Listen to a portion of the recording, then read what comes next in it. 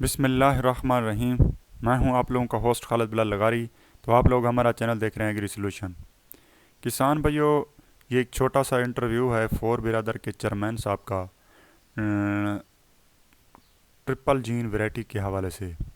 یہ آپ لوگوں کو بتائیں گے کہ ٹرپل جین ویرائٹیز کے کیا فوائد ہیں اور اس سے ہم کتنا استفادہ حاصل کر سکتے ہیں، یہ کیسی ٹیکنالوجی ہے، اس کے بارے میں چھوٹی سی ایک انٹرویو ہے ان کا، میں اپنے چینل پر لگا رہا ہوں۔ اس کا مقصد کسی قسم کی کوئی سیڈ بیچنا یا ان سے ہماری کوئی کک بیک یا ہمارا ان سے کوئی رابطہ نہیں ہے۔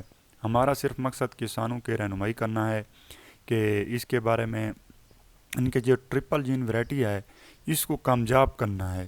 یہ ہمارا پاکستان کا مستقبل ہے۔ آپ سیڈ کہیں سے بھی لے سکتے ہیں جو اچھی کمپنی کا ہو، جو اچھا معیاری ہو اور آپ لوگوں کو فائدہ دینے والا ہو۔ آپ اس کا ٹرائل خود کر کے اس کو آگے بڑھا سکتے ہیں، کوئی ایشو نہیں ہے۔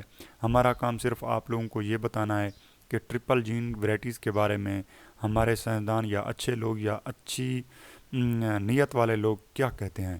اس کے بارے میں جو ہے نا، ہمارا صرف آپ لوگوں کو رائے دینا حق ہے، باقی آپ لوگ لینا نہ لینا آپ لوگوں کا کام ہے۔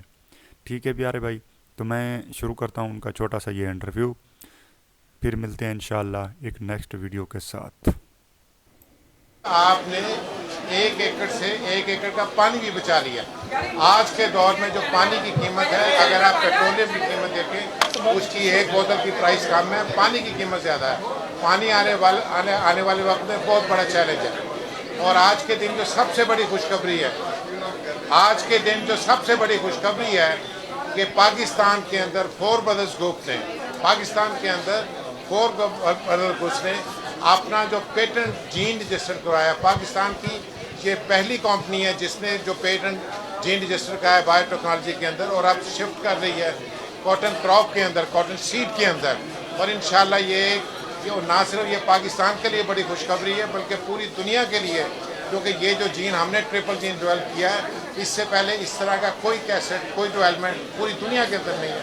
اور انشاءاللہ یہ جین ہم نے پوری دنیا میں پیٹنٹ کے لیے اپلائی کیا پاکستان کے بعد، اور یہ پہلے پاکستان میں انقلاب لائے گا اور اس کے بعد پوری دنیا میں انقلاب۔ سر، آپ کیا سمجھتے ہیں کہ ہم ایک عرصے سے زرعی انقلاب کے دعوے سن رہے ہیں، تو کیا حکومت ان زرعی انقلاب کے دعووں میں جو ہے وہ کامیاب ہو جائے گی؟